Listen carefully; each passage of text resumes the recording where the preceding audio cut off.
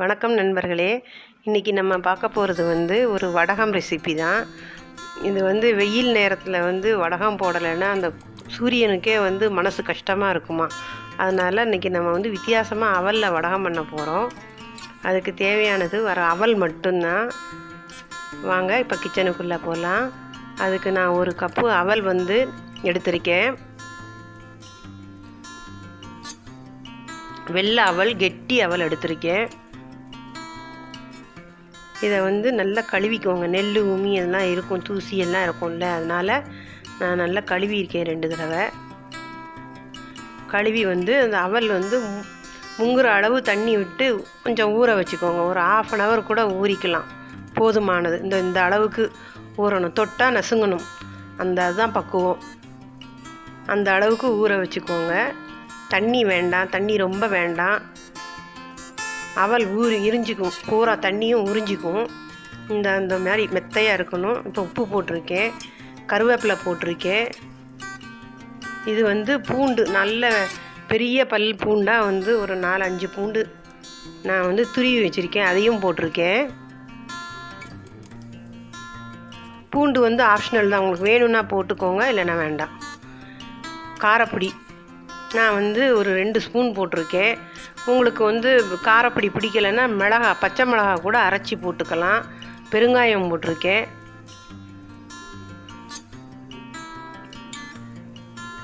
நல்லா பிசைஞ்சி விட்டுக்கோங்க, அழுத்தி பிசைஞ்சிங்க. ஏன்னா அவல் நல்லா ஊறி இருக்குது சாஃப்டாக.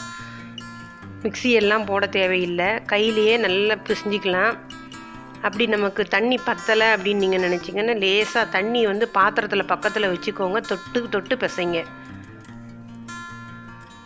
நான் தண்ணியே விடாமல் தான் பிசைகிறேன். ஏன்னா தண்ணி ஊற்றினீங்கன்னா ஓட ஆரம்பிச்சிடும்.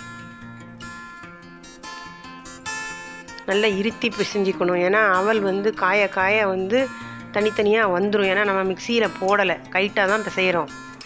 அதனால் டைட்டாக உருட்டிக்கோங்க.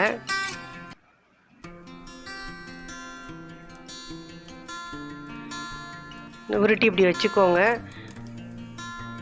அம்பட்டையும் உருட்டிட்டு நல்ல தட்டில் வச்சு வெயிலில் வச்சுக்கோங்க. அன்றைக்கி அடிக்கிற வெயிலை பொறுத்து 1 நாளோ அல்லது 2 நாளோ அது நல்லா முறுமுறுன்னு வர்ற வரையும் காய வச்சுக்கோங்க. இப்போ எனக்கு காஞ்சிருச்சு, உங்களுக்கு எண்ணெயில் பொரித்து காமிக்கிறேன்.